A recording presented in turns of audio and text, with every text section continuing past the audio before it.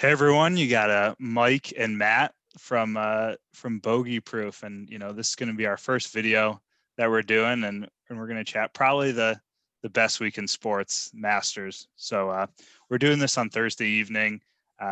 Just about a week ago, the Masters started, and a lot of great things happened. Some records were broken, some big numbers were had.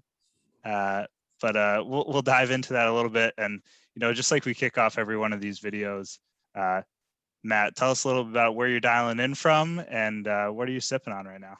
Of course. So dialing in from my roommate's office, actually, here in West Hartford, Connecticut, and sipping on a little Gentleman Jack with a big cube in there. Got a few of these takes and, recap a wonderful week down at Augusta, Georgia. Yeah, no, that's I don't have any Gentleman Jack with me right now, but I'm sipping on probably the next best thing.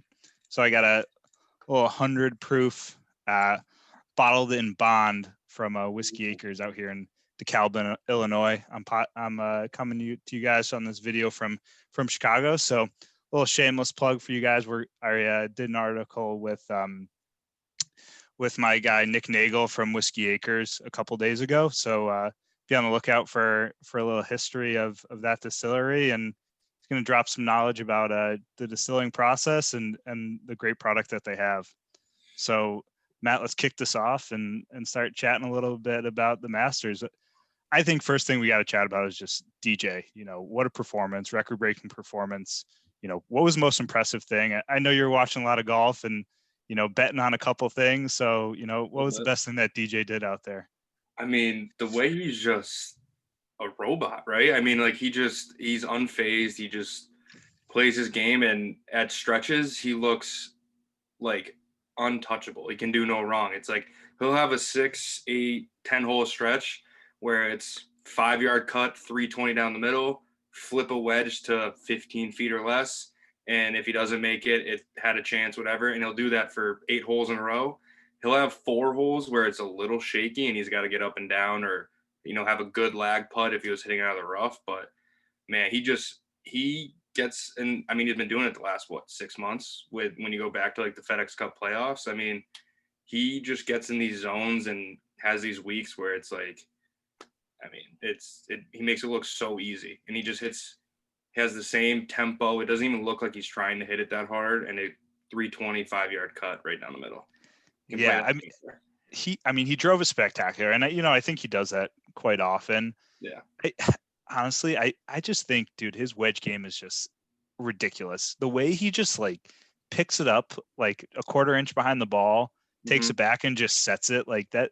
That move is just so good, and he just clears so well. And like he hits like these gap wedges 130 yards, and it looks like he's hitting pitch shots out there. It's just like an extended pitch.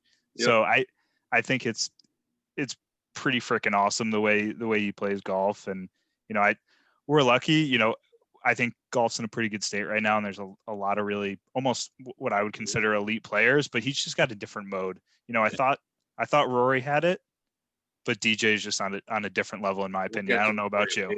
Oof, we'll get to Rory later, but I agree. DJ, at least for the last, I mean, he does it in spurts. It just hasn't really lined up in a major in a while.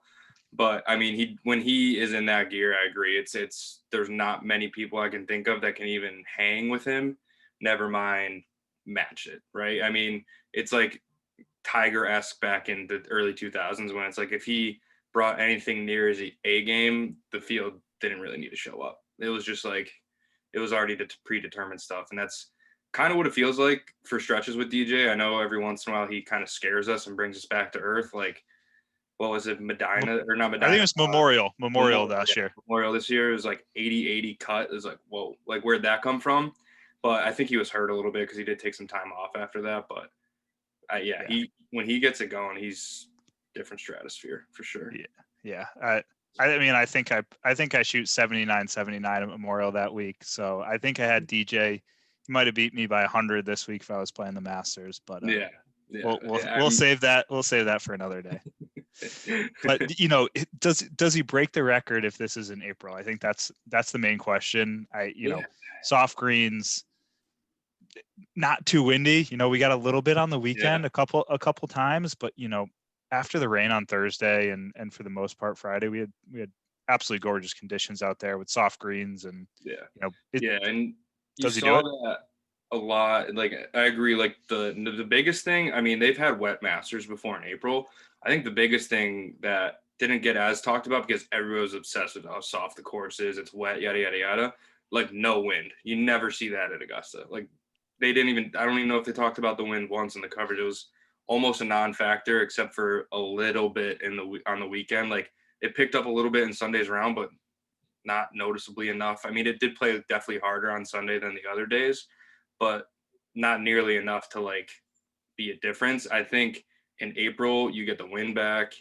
It can't be that soft again. It could be soft again, but there's no way it's gonna be that soft. And I don't know, it changes, especially a course like Augusta where like the slopes and undulations are so crazy. When you can just hit a 5-iron, or I mean, they're even doing with hybrids and 5 woods into some of the par fives, it just lands and sticks. Like when you can play that kind of game at this level and the way these guys hit the ball, it's like it's so easy for them if they don't have to worry about what it does when it lands and releases and which slope you hit. And because that's like the biggest defense of Augusta, right? It's the yardage of the par fives and all that kind of stuff. It's always been relatively short for these guys. But when you have to, if you miss on one side and then the slope's running away from you, you're basically chipping over the green no matter what you do. Or if you're coming from the wrong angle and you take that out of play and they can just land it and stick it almost anywhere with relatively any club in their bag, it changes the whole course. And I think that played so much easier. I mean, you could see it in veterans, the way they played shots that they would probably think would release and roll out, like versus, some of the newer guys, like some guy like Sungjae Im, like he was a stud this week, but is it going to be a different course in April and he's hitting iron shots, 15 feet left that roll off the green because they're not sticking anymore? Like stuff like that, I think is going to be like super interesting. And I definitely think it played a role to like him setting the record, and definitely having the week he did. I think, similar to what we were saying earlier, like when DJ gets going, I mean, he can do just about anything out there. I don't know if he hits 20. I mean, I think he's definitely in that 15 to 18 range, regardless of the conditions, just because he was hitting the ball on a string. He's a world-class player. He's number one player in the world. He's got 2 majors now. He's won a million times. I think he would adjust if he needed to, but I don't know if it gets to 20 because I mean, there's some shots that he hit this week that aren't even an option no matter how good you're hitting it, if it's firmer and like the slopes are actually in play.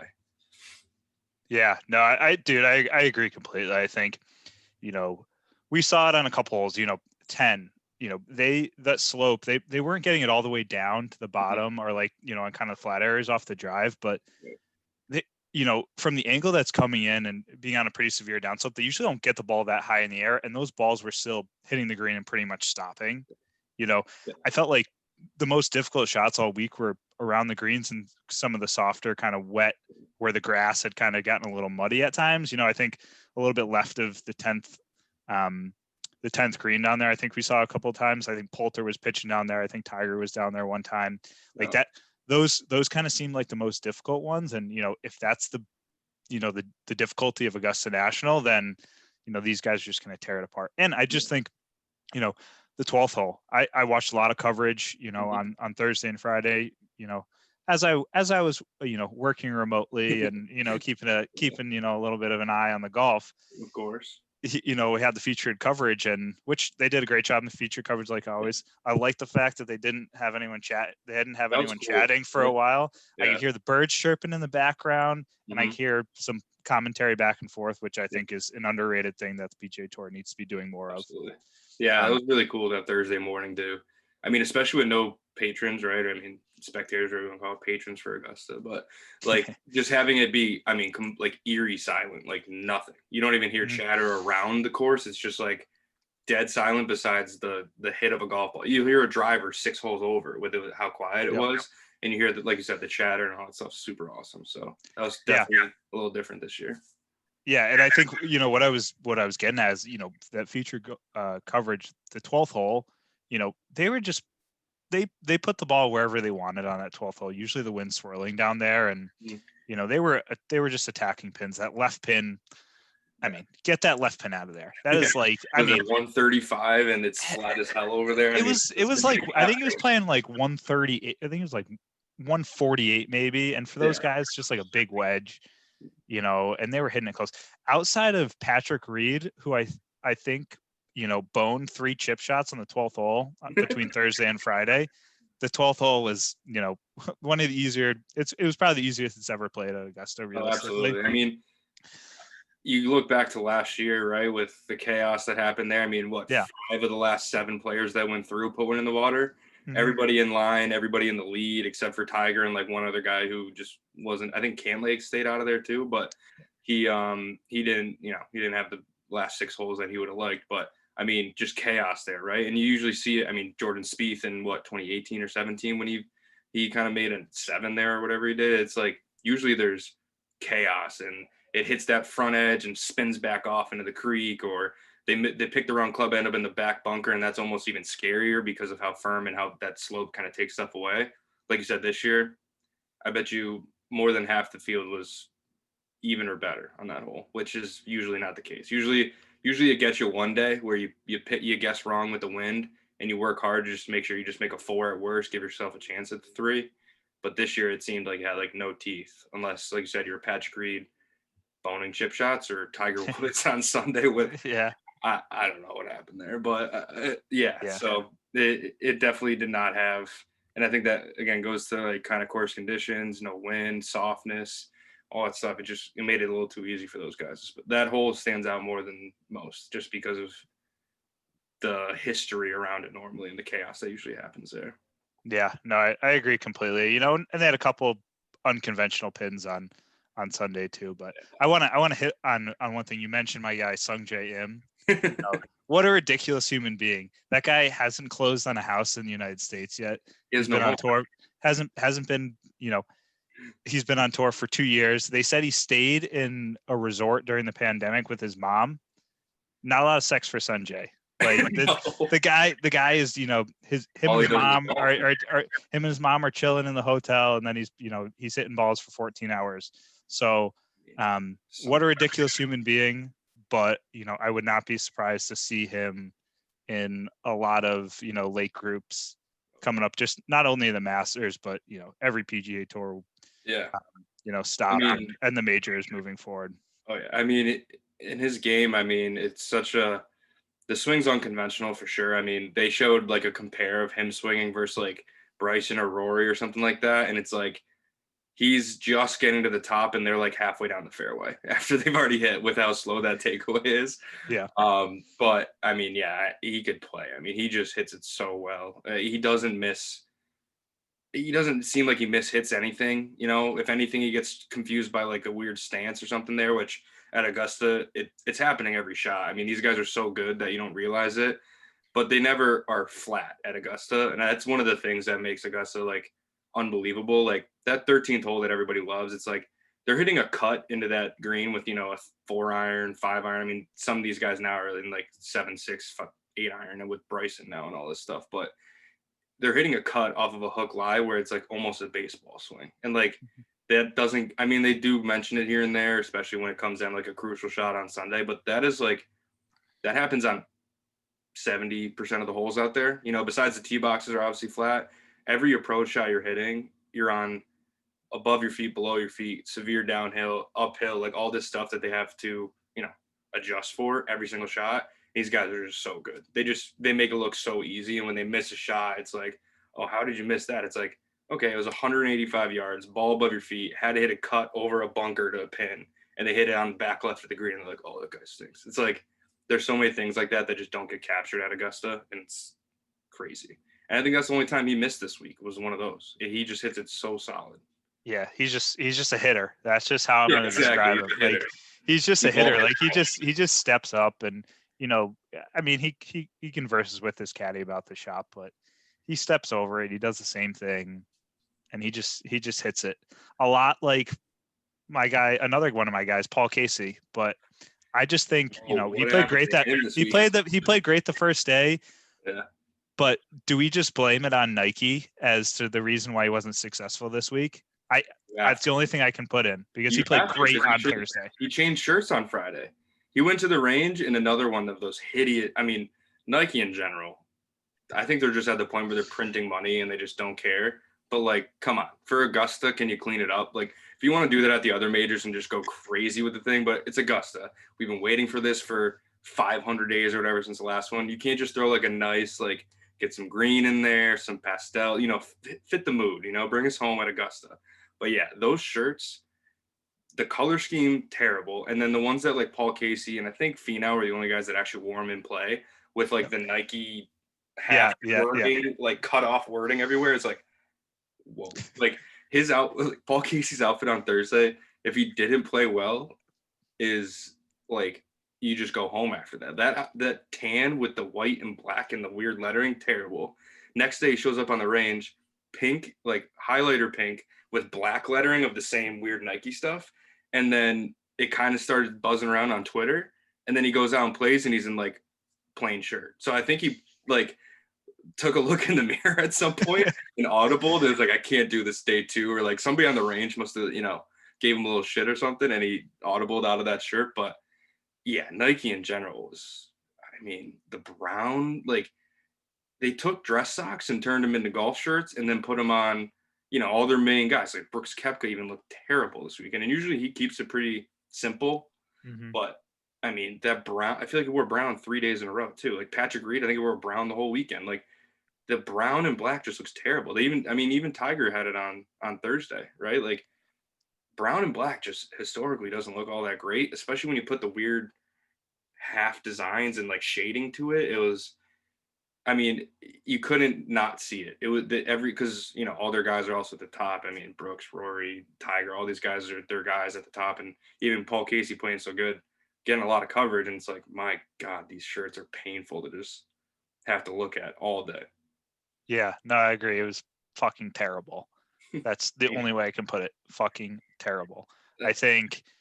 I don't know. I'm trying to remember who the group was. I don't know if it was Friday or Saturday. The days kind of fucking bleed together with because they played the rain the first day. Those days. Yeah, so there's one group. I think Finau was in it. I think Rory was that Saturday when they were all playing together. But there was a group and they all were wearing different shades of purple. Like Nike just set up and everybody was in purple. It was like someone had purple pants on. Someone had, light purple. Someone had a purple shirt on. Like, and, I just don't know how to put it. It's just not good. There's just nothing good about it. Like, Jesus, just get something that fits well. And yeah, I mean, golf in general has a lot of options when it comes to what you can wear out there. As you see, like, I mean, you got guys like Poulter, Ricky, they wear kind of ridiculous stuff.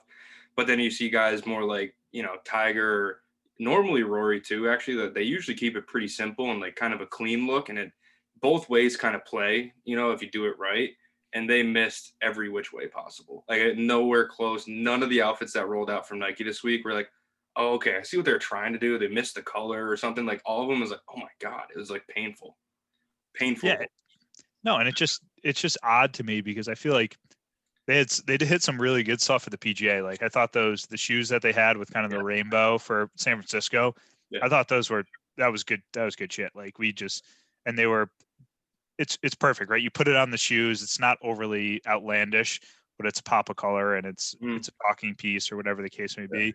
And also I think, FootJoy, like they came out and I think they, for like the FedEx St. Jude every year, they have little like icons and stuff on their shoes that the kids put together. And it was like, I think I was watching Nike was so bad this week that I thought Sungjae Im looked good. Like that's where I was at. I was like, I think I might just get an outfit like Sungjae Im outside of the white belt. I mean, he wears the same thing every single day.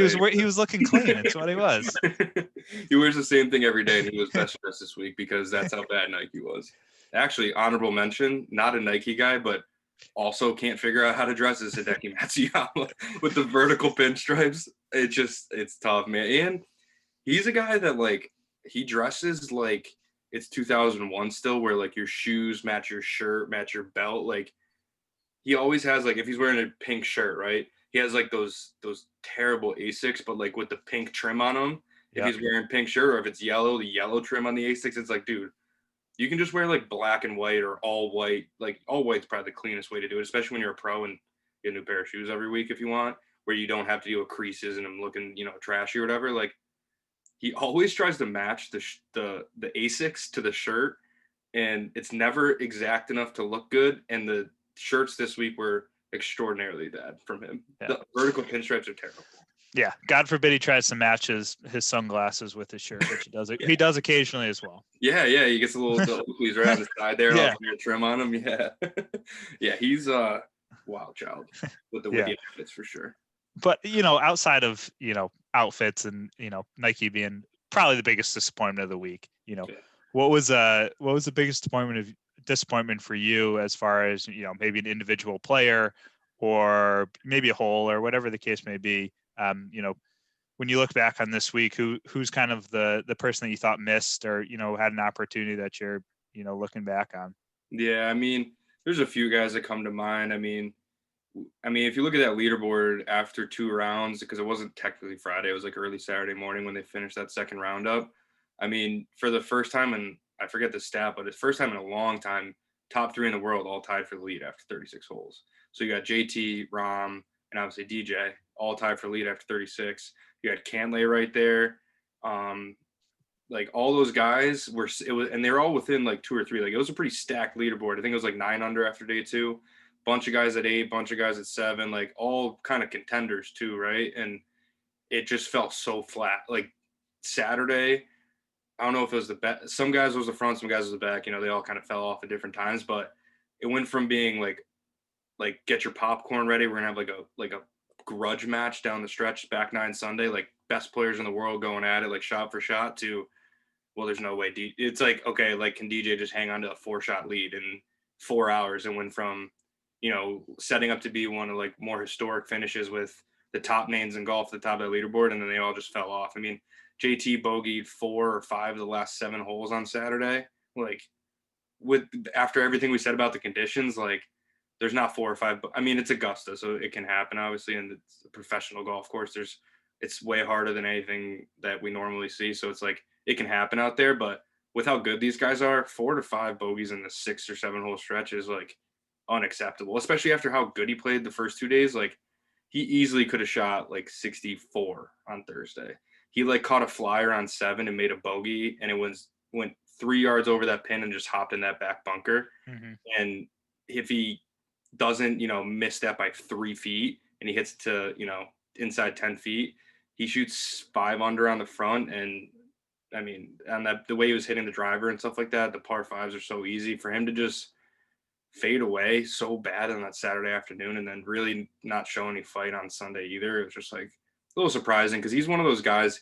I know he won a major, 2017 or 18, he won that the PGA. Yeah, 2017. And since then he's been top 5 in the world. It feels like ever since. He's been so good. I mean, so many close calls this year too that he missed. I think he won 3 times and should have won 5 or 6 with like the playoff loss at to Morikawa at Memorial, or it wasn't the Memorial, but it was at Jackson. It was the work day, but it was at the same spot. Yeah, and I think he had another one that he kind of had the lead and wasn't there, and it didn't end up finishing off in like the final round or whatever. But it's like he seems like a guy that should be taking advantage of being this good at this age. He's like kind of right in that like early prime where you'd like to see him be a little more involved in the majors. I mean, besides the one he's won, he made a late push at the U.S. Open at the one Brooks won out in Oregon there, the first one Brooks won. I think he was in. I think it was at Aaron Hills. Yeah, Aaron Hills. He made a push because he shot 63. He shot 63 on Saturday. Shot off the lead going into Sunday and then fell off again. So it's like he's a guy, and he was number 1 for a little bit this year. Like he's a guy I expected to kind of like, all right, this was going to be his coming out party. And the weekend was just so disappointing for how good he played the first 2 days. Rahm was another similar one, but Rahm had a week that like I didn't think he was going to play anywhere near as good as he did the first 2 days, just by having 2 hole-in-ones on Monday and Tuesday. One of those being on his birthday with the skip shot that everybody saw. It's like after you start your week like that, like you're mental, like you're like all jacked up and you've had such a good 2 days already. It's like tough to like take a step back and re-lock in. I know these guys are professionals and that's why he played as good as he did the first 2 days, but once he was in that position going into Saturday, like the third round, I would have thought he was like kind of over that hump and he would have been right there with DJ because all these guys, long high ball hitters. They play like a soft fade for the most part off the tee. That game plays anywhere. It's not like course conditions made them kind of fall off, or like they were flash in the pan the first 2 days and they couldn't sustain that. But the way they just kind of fell off, it was a little surprising for me. Yeah, no, I agree with you. I think you're right on spot there with JT and Rom. I think JT's game travels. He's won enough, and won some big tournaments. He won Tournament of Champions and has won some other ones. And I expect him to be right there in the FedEx Cup for the next 10 years. And I would be surprised if he doesn't win 3 or 4 majors in his career. I mean, I don't think he's a candidate for a double digit or anything like that, but I would expect him to to win a US Open or win another PGA. And I think Rahm's right there too. Rahm could win any golf tournament he shows up to. He showed that last year, winning the playoff event at Olympia Fields. That golf course was unbelievably tough. Yeah, playing real tough. That was a good battle with DJ too. That was in DJ's little tear. Like 4 weeks. Yeah, DJ was playing great. Had won the week before. Shot 30 under at TPC Boston. Joke. It's ridiculous. Ridiculous. 30 under. Joke. Yeah, and then shows up the next week on a golf course that played completely different. And 4 under par rounds was absolutely spectacular that week. And Rahm got it done there. He just putts the lights out of it. I think he drives it great. He hits it hard, but at the end of the day, that guy he finds a way to knock in putts, and he doesn't miss short ones. He just he just steps up. And he's got a great routine. He's got demons on that 8th hole though. We got to talk about that. Yeah. Last year, the infamous shank in like round 1 or 2, like it didn't really matter, but like you see that meme pop up or that little video pop up every once in a while when they're showing like if Monday was a golf shot, right? It's like got the tracer on it and just dead right away from the middle of the fairway on 8. This year, same thing, middle of the fairway, hits like a top hook into the trees on the left. Gets a little greedy on the punch out, I guess. I don't know where he was trying to go with that, but hits the tree dead on.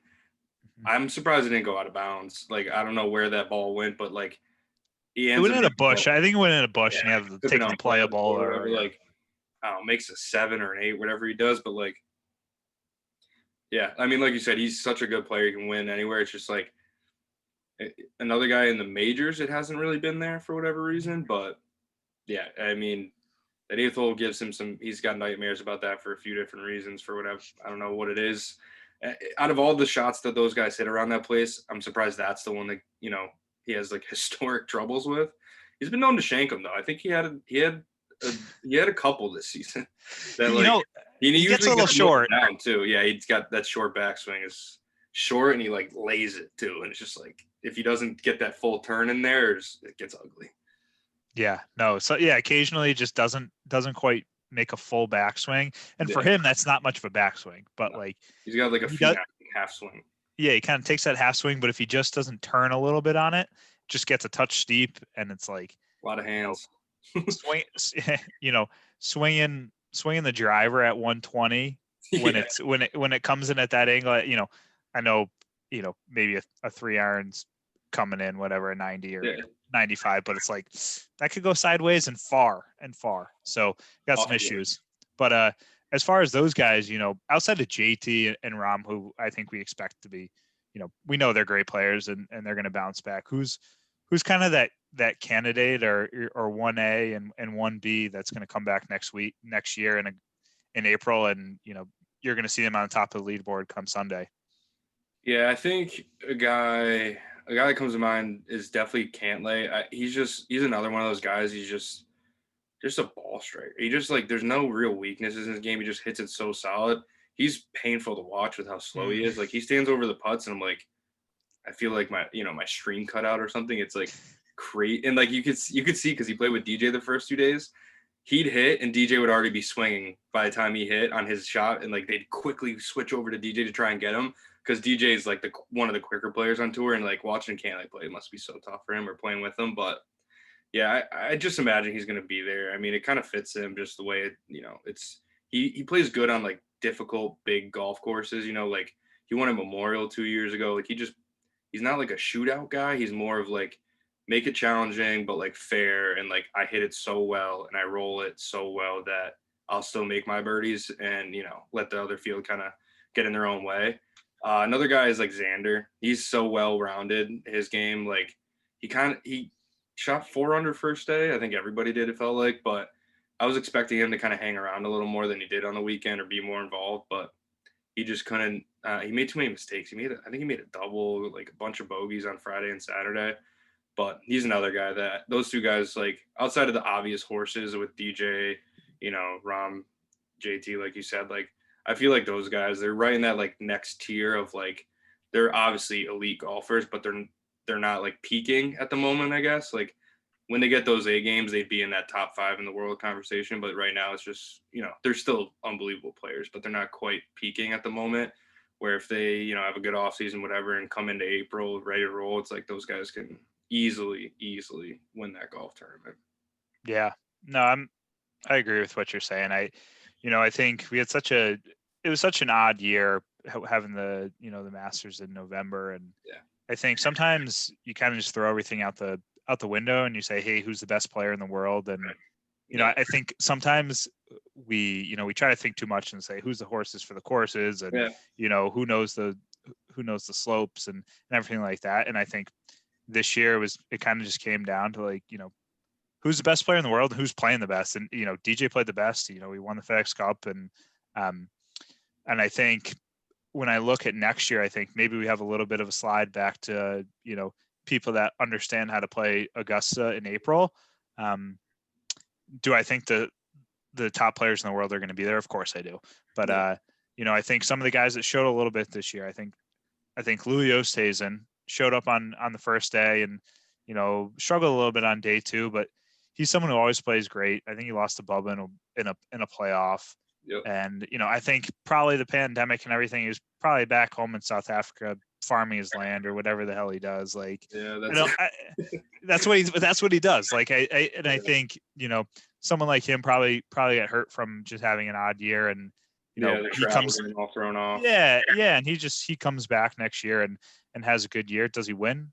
Probably not. But do I, put a little bet on him to be top 10, top 20? Yeah. Do I put some cash on him to be top? Yeah. I think that, and I agree. Top players. And then another flyer, a guy that I like, Corey Connors. I think he's a freaking great player. Sneaky this year. Like every, he's got a bad golf swing though. Bad golf swing. I don't know if you watch too much. He gets that thing like in a good position and then he goes 6 more feet and it gets like, it gets in just like this odd laid off. Yeah. There's nothing firm at the top, but he can play. He does. It's every time I kind of like, I'll notice him, right? He'll shoot a low one on a Saturday or Sunday, get in that top 10, get on that front page of a leaderboard or whatever tournament he's in. And it's like, damn, Corey Connors still like every time I kind of forget about him because he doesn't win. He won right before the Masters, I think 2019. I think he won the week before to get in. He won Valero, I think, one year.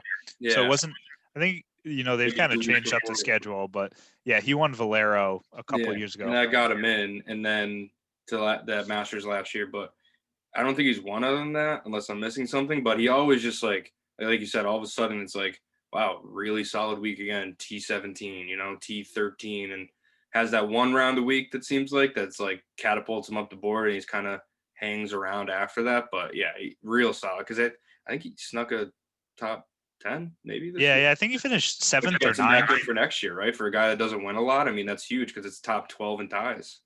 They get the invite back. So a guy like that, there's a couple others I think too that like snuck in to next, or not snuck in, but like earned their way into next year through the top 12 thing this year that probably would have been struggling to do so given the shortened time between this year's and next year's. With the shortened schedule there that.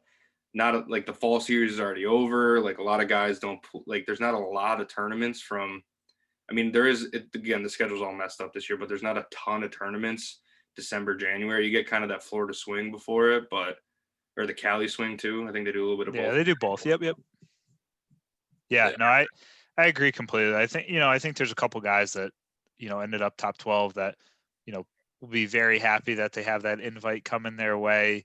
I think a lot of people reacted differently to the restart, and not a lot of people played great, but kudos to them for playing well at Augusta National and earning their way back. I don't think anyone's going to say a bad thing about spending a week in April at Augusta National. So looking forward to that, and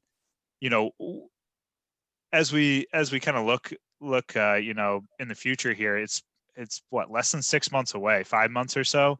Yeah. And we're going to be back there in Augusta, Georgia. Like, what are we looking for? Like, who's, what's the storyline? Is it Bryson? Is it Tiger? Is it one of these guys under the radar? Like, what are we looking at? I mean, Bryson is obviously going to be a topic of conversation again. I mean, he could not have played worse this week. I think honestly that what he says he didn't feel well, but it's like you drink 9 protein shakes a day. Like, I'm sure you've had a stomach ache or two before with that kind of diet. I don't think it's that. I think he, for the first time in his career, and honestly, one of the first times any player in the last 10 years has had that much of like yours to lose kind of thing since Tiger, right? I mean, nobody else gets that kind of treatment where people were talking like if he just shows up and brings his B game, he's going to run away with it, where he's hitting the tee shots and the clubs he'll have in versus other people have in, and how much easier the course sets up for him and whatnot. And that's not an easy thing to do. I mean, me and you have played a little bit of competitive golf in our day, and it's like your mentality is 90% of the outcome, right? I mean, if you go in with the wrong, expectations or whatever, all of a sudden one bad shot or whatever, you're in a tough spot. So I think, and obviously he's never going to admit that, but I think that is the reason for his outcome this week. And it's enough for him, like a learning experience, right? I mean, he did fight pretty hard. He made the cut. I mean, he had some really bad breaks with that lost ball on 3 and just didn't overall look all that well. Like everything, he didn't hit any crazy drives like we thought. I think he was kind of, for his standards, missing it a little bit. But I think, I mean, a guy like him, he's so hardworking and motivated. When he loses, he wins because he's just a guy that he takes so many notes. He's taking everything back. He'll learn from it. He'll come back with a vengeance, I think, in April. And unless something drastic happens, it'd be hard not to think about him to win next year. But I think this year was just tough for him. But he'll learn from it. I mean, he's one of the more like mental. I don't know if mentally tough's the word based on what he kind of did this week, but like he's been scrutinized for the last 4 years of everything he does on a golf course. The chatter of everybody of him blowing it this week and stuff like, or last week, it's not going to bother him that much. I don't think. If anything, it just gets him back in the gym or whatever he does to become as good as he is and dominate a place like Wingfoot like he did. And, win was Shriners he won earlier too. I mean, he's been one of the better players on tour since the restart. So it's not by accident that he won the US Open.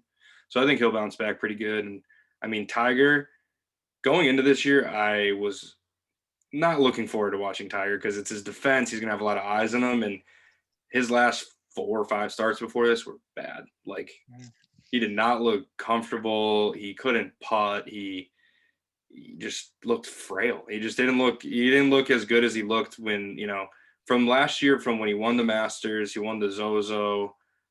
Like, he competed in 3 of the 4 majors that goes back to 2018 a little bit, but competing in majors almost regularly again. Like, won the Zozo, like went pretty low to win that too, like, which usually isn't his speed these days. It's more of a give me a tough golf course and I'll grind it out above people. But he went low at the Zozo, won that, and was one of the better players at the President's Cup when that happened. And then when he came back this year, he never got back to that form. Obviously, with his health history, it's going to be tough for him to be a consistent year-round, have his A game kind of stuff. But I was actually pleasantly surprised with how he hit the ball. I just think he putted like shit. He didn't make anything, and he never gave himself a kick in, like to the point where he was just stuck in neutral for so long that he finally just like it cracked and he made a 10. Like all day Thursday he played like flawless, bogey-free 68, probably his best opening round in Masters history, which is a lot for a guy who's won 5 times. And then Friday, I watch every one of Tiger's shots. That's just how I watch golf. I think he hit it just as well Friday, if not better, and he just didn't make it. He got stuck in neutral. He made a bad bogey. He had 2 3-putts on Friday. Like, of his 3 bogeys through 2 days, 2 of them were 3 putts, which you can't do that in a major anyways. But for the way he was hitting the ball, it felt like me watching me play golf, like stripe it everywhere, hit it to 15 feet, and barely two putt and get out of there. Like that's how he's playing 14 of the 18 holes on Friday. And when you have guys like DJ, JT, Rom, all these guys that were out there just eating a golf course alive with how soft it was, he just fell flat. And for him going forward, it obviously all depends on his body. I think he's at the point now where he just tries to peak for Augusta. Whenever that hits his schedule, he blocks off the 2 months before that, and that's when he kicks it in and like pushes his body to make sure he's in shape. And I think the other weeks he just kind of takes his chances and he'll gear up for majors is kind of where he's at right now. Just, I mean, he's 43, 44. Like, I think it's just where he's at. It's a little bit sad, but he can still do it. It's just, he's got to time it right with his body and get the right conditions. Like, I don't think he could have won this week with those conditions. I don't know if he has 20 under in him anymore. It's just, he doesn't drive it well enough to do that, I don't think. I mean, his irons are obviously unbelievable, and that's, half the game there. But when it's as soft as it is, it doesn't matter. They can just fire at anything they want with how far the other guys are driving it up there. He's long enough, but not the longest anymore. Like 20 under is not his game anymore. He won at what, 12 last year? Like that's you need a course where 12 under is a winning score for him to win these days, is what it feels like. Unless he miraculously gets back to that like 6-month stretch we had in 2019, which I don't know how many times his body's going to give him that, but we'll see. Yeah. No, I mean, I think it's sad to think about just with how great he's been for the last, the first, I don't want to say the last 20 years, but the first, 10 years or so of the last 20 years, and, kind of hit or miss since then. Yeah. But, I look forward to watching Tiger every single week. And, when Augusta comes around, like there's nothing quite like Tiger Woods hitting irons at Augusta National. Like, I just think sounds different, feels different, looks different. It's amazing. Yeah. I haven't been lucky enough to get down there. I know you've been there a couple times for some practice rounds, and, hopefully we'll get a group down there to watch around sometime soon. So if anyone listening out there has a connection, please let us know. We have credit cards that we're willing to max out. So please just please just let us know. We have checks. They're blank at the moment. So, but yeah, I'm looking forward to Tiger next year. And I think there's a bunch of guys that are going to be successful next year. But I would be worried for their sake because of the news we had today. I think Tiger Woods is having more fun than I have ever seen in my entire life. And I think 5 years ago, if he had, a son who was ready to play in this father and son tournament, he wouldn't play. Yeah. But it's a different Tiger Woods. We got 2020 Tiger Woods, and him and Charlie are playing in the PNC in Orlando at the Ritz-Carlton golf course. A tournament that Bernhard Langer and his daughter have won before. Mm-hmm. I wonder if John Daly and his son are going to be back, because they're an electric duo. I don't know if the kid can play anymore. He committed to Arkansas, though. I don't know if that might be a little sketchy with the NCAA. We know how they are about the money stuff. So I don't know if he can play. Yeah, I think charity, right? I don't know. Yeah, I'm sure it's for charity, but Matt, I agree. We were worried about gambling on sports when we were out there playing Division III golf. Yeah, I was worried about fantasy football getting me in trouble. Yeah, the most scared, I'm telling you, the most scared I ever was.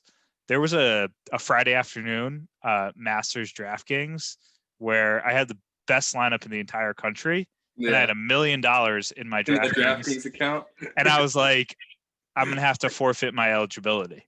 Yeah, you turned down $1 million to go play it. I was like, I could go use that $1 million and go play pro for 2 years, and then get my eligibility back. Yeah, exactly. Yeah. Whatever deal with the lawyers. I'd have $1 million to deal with the legal system at that point. Yeah. But I think it's going to be a good time. I hope we get a good pairing. I'm trying to think who usually plays in that tournament. Who would be a fun time? Jack Nicklaus plays with his son. So, or maybe it's his grandson now, actually, but he plays. I think it is his grandson. Him and his grandson play. Like I said, Bernard Longer's out there. I think I mean, John Daly did play the last few years. I don't know if he will this year with the NCAA thing, but yeah, I mean, that's one. Christmas came early. That's like what, the 19th and 20th. Like, thank you, appreciate that. Merry Christmas to me. I'll be doing that all weekend, the weekend before. I would say we might have to get together and Let's do a live show. You're right. I'll be back in, Western Massachusetts and, Northern Connecticut there. And we might, we could do some commentary on the PNC Father Son Championship.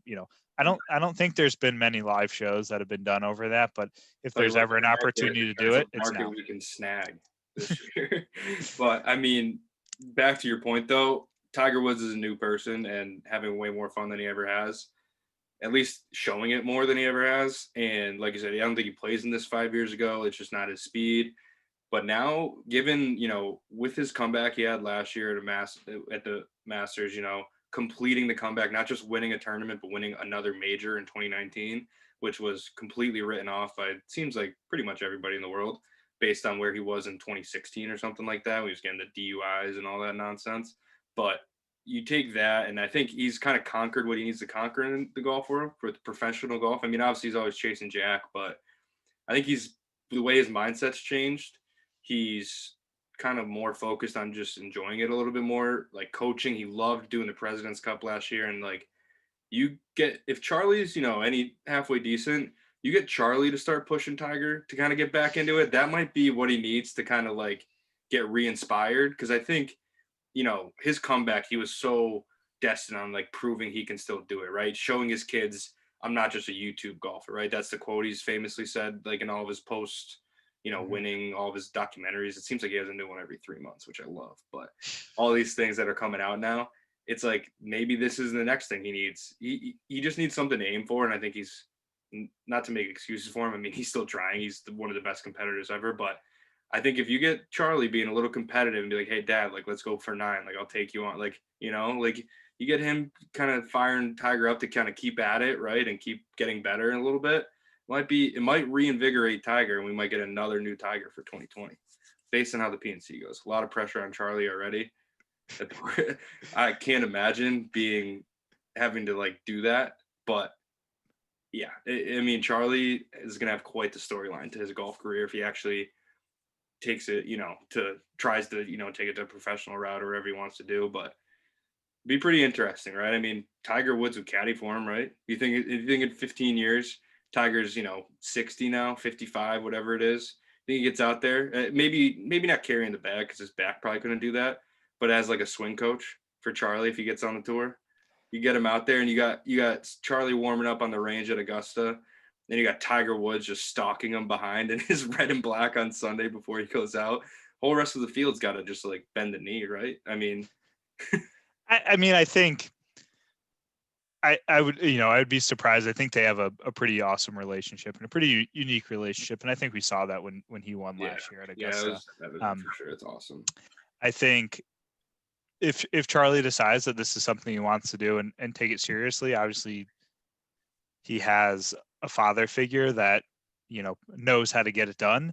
So, I don't think any stone's going to be left unturned.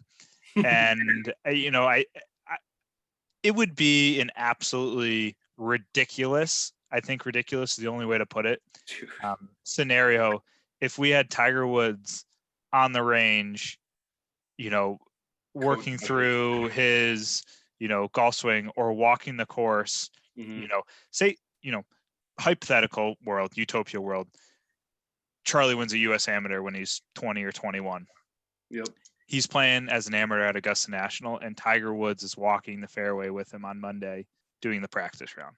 I mean, the kid will know playing, right? Because Tiger's going to play that until he can't walk, right? I mean, he might not compete, but he'll be in the field until he I don't know. Tiger might hit his tee ball on one and then withdraw. I don't know. Yeah, true. He could definitely play the front 9. Play the front 9, birdie 8 and 9 to shoot 39 on the front 9, and then get out of there. walk it off, because like just the way Tiger operates, like he doesn't want to be a ceremonial tee shot. Like no, I don't think he's ever like that. I think he'd drag it out though in that situation, right? Charlie, obviously big hypotheticals here. We haven't even seen the kid play golf. Although He's word on the alive. street from the junior tournaments he plays in that you get the report of every once in a while, he's won a couple 9-hole things like under par, like lapping the field in his little junior events he's been playing in with Tiger on the bag. If Tiger Tracker is no longer working for Golf Channel, does he just transition into following Charlie the Follow rest the of his 11-year-old around? Like we joke about this, but I think it's gonna be a lot of fun to watch Charlie play the PNC, and definitely going to be the most hyped up round from an 11-year-old golfer that we've seen in a long time. But I mean, I'm here for it. I know you're here for it. Yeah. So we'll enjoy it, and we'll have a couple cocktails while we're doing it, because even if Charlie's not hitting it great, it's going to be fun to watch him interact. And who's on the bag for Charlie? We don't know who shows up. Say that again. His sister, probably. There's an older sister in there, maybe. Or maybe Joey's double bagging it. Who knows? Ooh. I think that would, or Stevie Williams comes back and is coming back and has the bag on the shoulder. But I think we're both excited for the middle of December, and looking forward to next April at Augusta. Hopefully we have all the big guys at the top of the leaderboard. If DJ wins again, that's great. That's another Pauline outfit that we see on Sunday afternoon. I thought she was pretty tame. I think Adidas probably got in her ear. But I got a nice check for wearing that very loose fitting Adidas sweater, quarter zip, whatever it was. Probably got a nice little check cut.